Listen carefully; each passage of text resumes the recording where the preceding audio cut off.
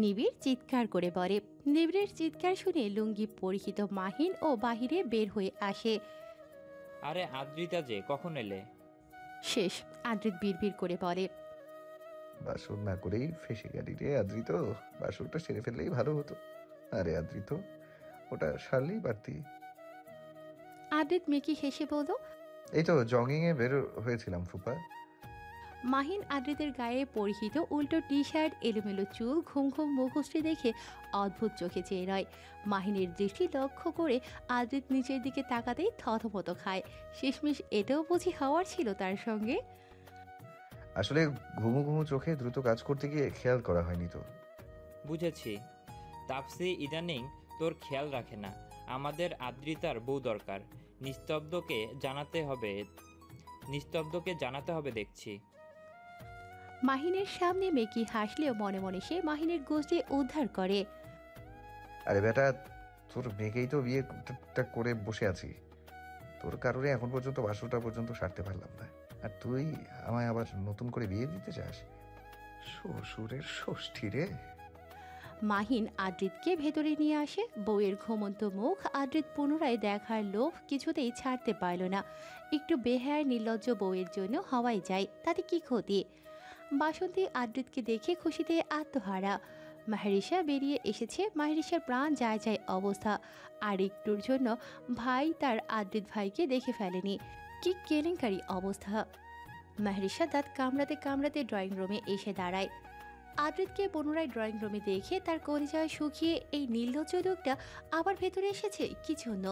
গোপনে বিয়ে যে এত জ্বালা, জানলে এ বিয়ে করতো না। গোল্লা যাক ভালোবাসা। নিশান মাহেরিসার গা ঘেঁষে দাঁড়িয়ে বোনের গায়ের গন্ধ শুকিয়ে ফিস ফিস করে ভ্রু কুঁচকে বলল, আপু, তোর গায়ে কেমন না একটা মিষ্টি মিষ্টি গন্ধ। আদিত্য ভাই যে পারফিউমটা ইউজ করে তার মতন। তুমি কোথায় পেলে বলো তো? আদিত্য ভাই নাম বলেছে, আমায়ও বলিও তো, আমিও নেব। আমাদের ক্লাসের মাইয়াকে ইমপ্রেস করতে হবে তো।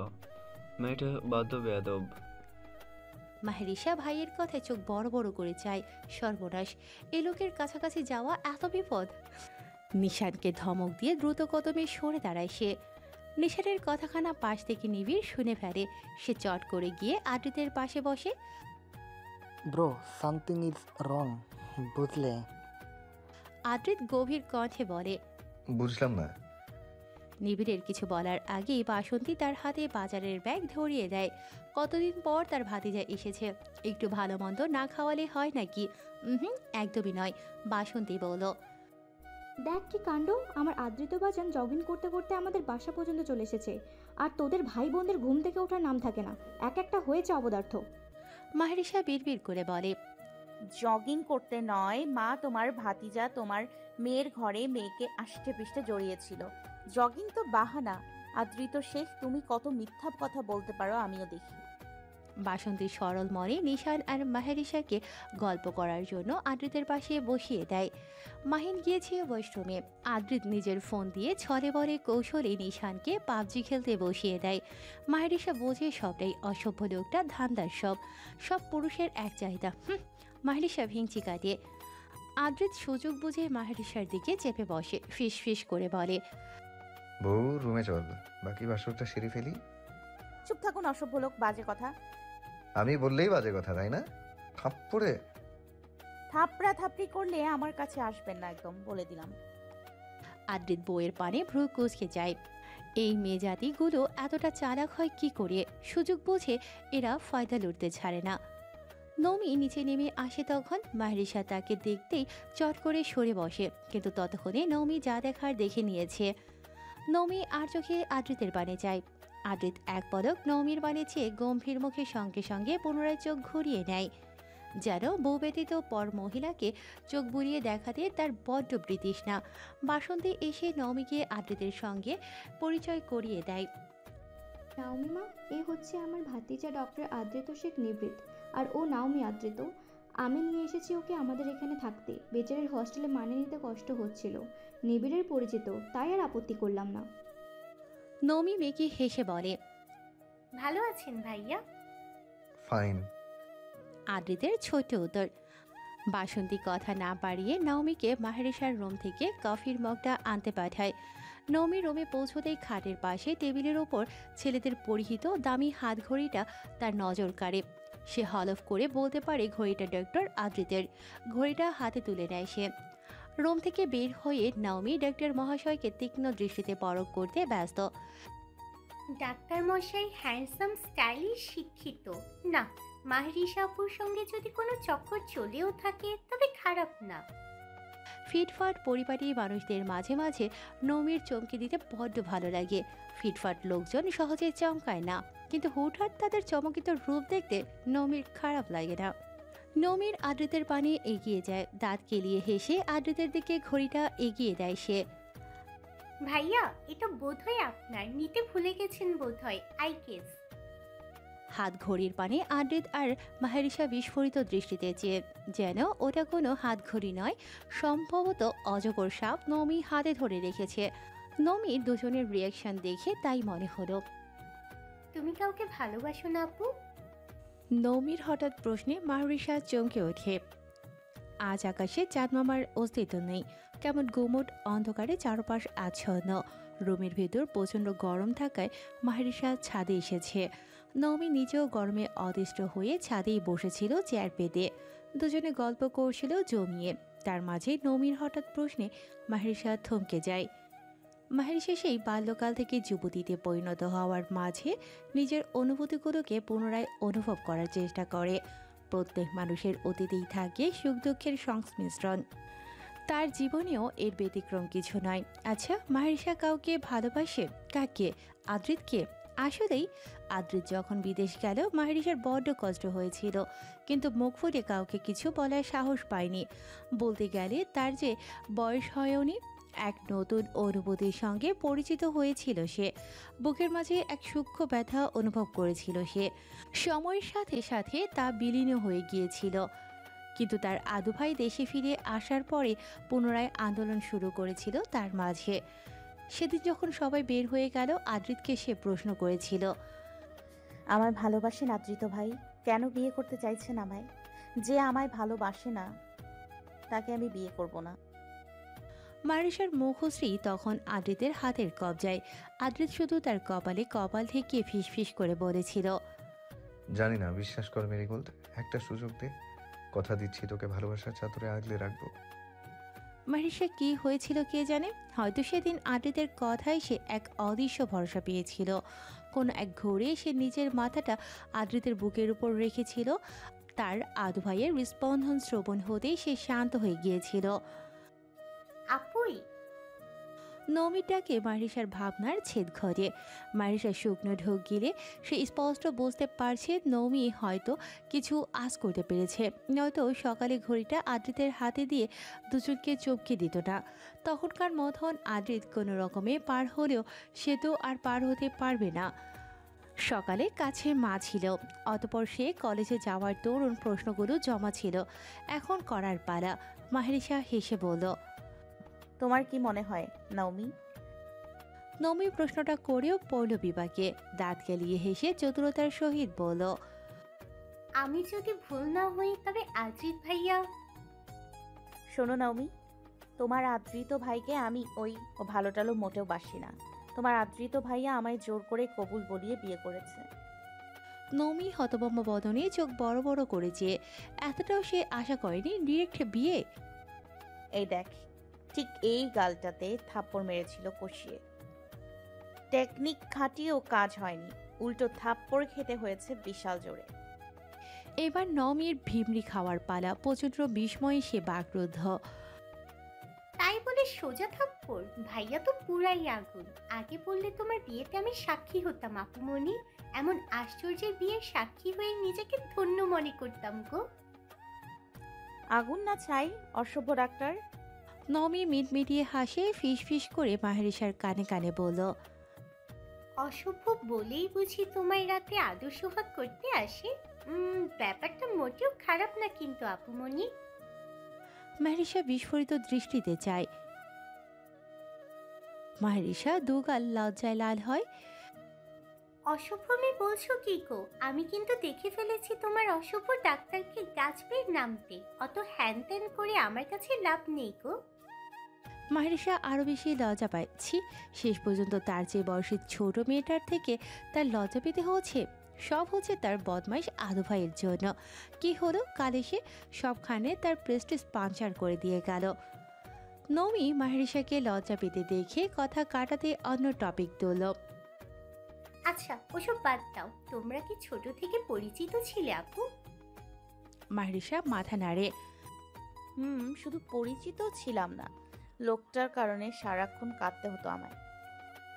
নমি শব্দ করে হেসে দিল।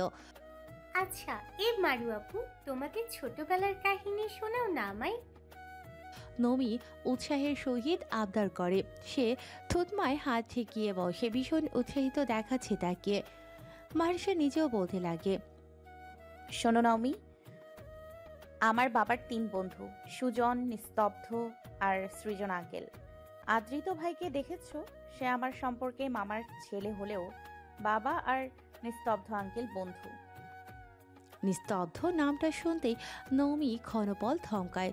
শৈশবে মায়ের মুখে বহুবার নামটা উচ্চারিত হতে শুনেছে সে। তার জানতে বড় ইচ্ছা জাগত কে এই নিস্তব্ধ ইয়াসার। তুমি বোধহয় চিনবে নাওমি, তোমাদের ভার্সিটিতেই তো পড়ে নিস্তব্ধতা আপু। নিস্তব্ধতা আপু? হ্যাঁ, চিনতে পেরেছো? নৌমি মাথা চুলকায়। চিনেছি বোধহয়, একটু একটু। আদৃত ভাই আর নিস্তব্ধতা আপু দুজনে যমজ ভাই বোন, বুঝলে? তাই নাকি? বলো কি? হ্যাঁ, কাশফি আর সামাদ ভাইয়া দুজনে ভাই বোন। কাশফি? হ্যাঁ তো, সুজন আঙ্কেলের মেয়ে। তার মানে তোমরা সকলে ছোট থেকে পরিচিত? হ্যাঁ। তার মানে তুমি বলতে চাইছো নিবিড় ভাইয়া আর কাশফি পূর্ব পরিচিত, তাই তো? নমি অবাক হয়ে প্রশ্ন করে, কই, কাশফি তো কখনো সে কথা তাকে আর অদিতিকে জানায়নি। ইনফ্যাক্ট সাদাব ভাইয়া যে তার আপন ভাই সেটাও তাদের বলেনি। আশ্চর্য। নিবিড় আর কাশফি পূর্ব পরিচিত বলছো কি? আমি তো জানতাম কাশফি নিবিড় ভাইয়াকে পছন্দ করে। কাশফি নিবিড় ভাইয়াকে পছন্দ করে? আর ইউ শিওর মারু আপু? মাহেরিশা মাথা দোলায়। আমি তো সেটাই জানতাম। দুটা মিলে কি করছিস? ছাদে বসে মশা তাড়াতে ভালো লাগছে? নিবিড়ের কণ্ঠস্বর পেতেই নৌমি চট করে উঠে দাঁড়ায়। কি হলো তার কে জানে। সে আর এক মুহূর্ত দাঁড়ায় না সেখানে। সোজা রুমে গিয়ে ঠাস করে নিবিড়ের মুখের উপর দরজাটা লাগিয়ে দেয়। নিবিড় অবাক কণ্ঠে বলল, কি হলো ব্যাপারটা? আমি আসতে ও দরজা লাগালো কেন? মানু? মাহেরিশা ঠোঁট উল্টোয়। আমি কি করে জানবো ভাইয়া? এতক্ষণ তো ঠিকঠাকই কথা বলছিল, তুই আসলি আর সব গন্ডগোল পাকালো। গতকাল রাতের ঘটনায় আদিত আজ মাহেরিশার রুমে যেতে সাহস পাচ্ছে না। সে নিচে দাঁড়িয়ে পায়চারি করছে সমান তালে। আদিত নিজেকে ধিক্কার জানায়। ছি, এতটা কাপুরুষ তুই হলি কবে থেকে আদৃত? সে on you bad boy. Adrit মাহেরিশাকে নিচে নামতে বললে মাহেরিশা ঠাস করে থাই গ্লাসের পর্দাটা টেনে দিয়ে কাট কাট কণ্ঠে বলল, চুপচাপ বাসায় যান, আমি কোথাও আসছি না, কোথাও নামছি না। বলেই অসভ্য মেয়েটা ফোন কেটে দিল। আদ্রিত চরম আশ্চর্য হয়। তার মারুর এত সাহস হুট করে উদয় হলো কেমন করে? সত্যিই ভাববার বিষয়। তবে কি তার বাবা আর দাদু ঠিকই বলে? পুরুষ মানুষ যতই সৃষ্টি করো না কেন, সকল কিছুই বিরহের পূর্বে। বিয়ের পর সেসবের ভাত নেই বউয়ের কাছে মোটেও। রাগে দুঃখে আদ্রিত সে গাড়ির ডিকিতে লাথি বসায়। ধুর, সারা বিয়ে করেও শান্তি নেই। না পাচ্ছি বউয়ের আদর, না পাচ্ছি জামাই আদর।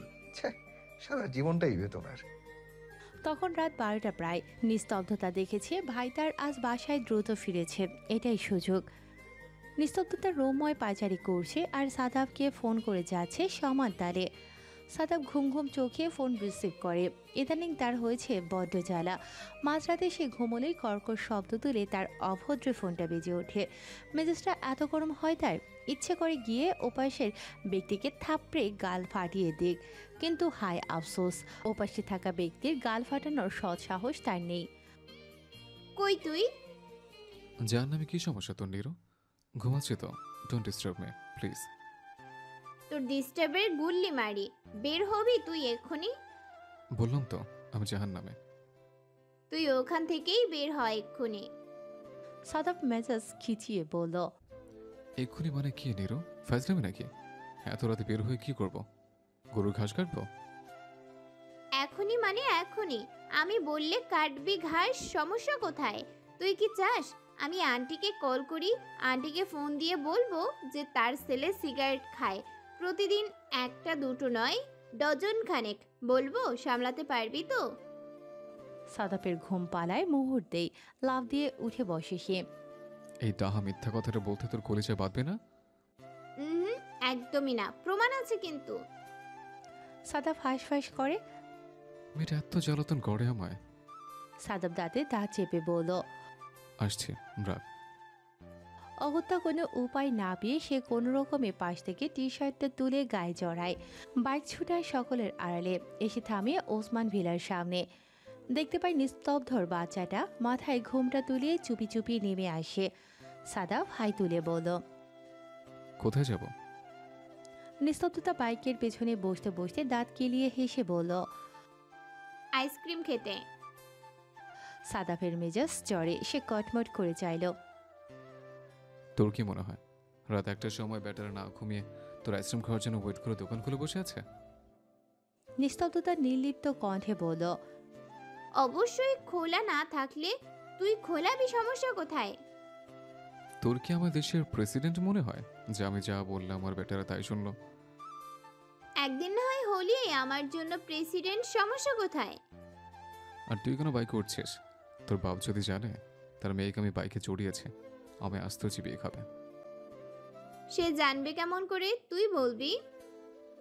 সাদাব দীর্ঘশ্বাস ফেলে হাল ছাড়ে। না, তার পক্ষে এই মেয়েকে বোঝানো অসম্ভব। অগত্যা বাইক ছুটায় সে এই মাঝরাতে আইসক্রিমের খোঁজে। পাবে কি না কে জানে। ঘড়িতে সকাল তখন 10টা প্রায়। নীলাদ্রর ফ্ল্যাটের কলিং বেল বেজে ওঠে। ঘুমন্ত নীলাদ্র মেজাজ খারাপ হয়। এত সকালে কে এলো? শালার ঘুমিয়েও শান্তি নেই। হাফ প্যান্ট পরে সে কোনো দিকে না তাকিয়ে দরজা খুলে দেয়। নীলাদ্রকে দেখেই কাশফি দাঁত কেলিয়ে হাসে। নীল সমুদ্র, আমার এক গ্লাস পানি খাওয়ান প্লিজ। 3 তলায় উঠতে গিয়ে আমার জান বেরিয়ে গেল। নিচতলার ফ্লাইটটা নিতে পারতেন।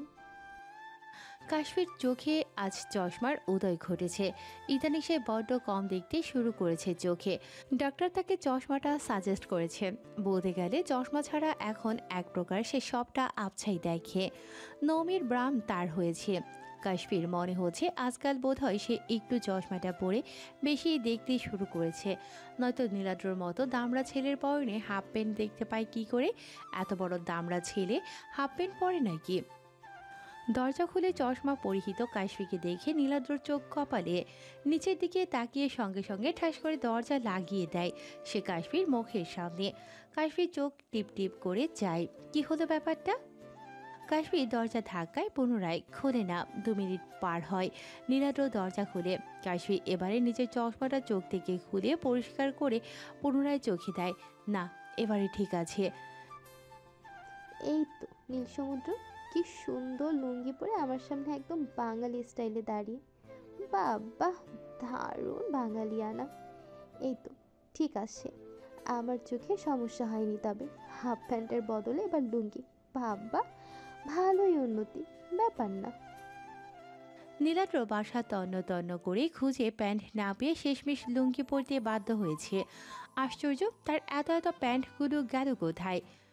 লুঙ্গিগুলো গত রাতে সাফওয়ান রেখে গেছে। নীলাদ্র নিশ্চিত তার প্যান্ট গায়েব হওয়ার পেছনে ওই অসভ্য সাপ ব্যাটারি হাত আছে শতভাগ। নয়তো তার আস্ত আস্ত প্যান্টগুলোর তো হাত পা নেই যে হেঁটে হেঁটে পালাবে।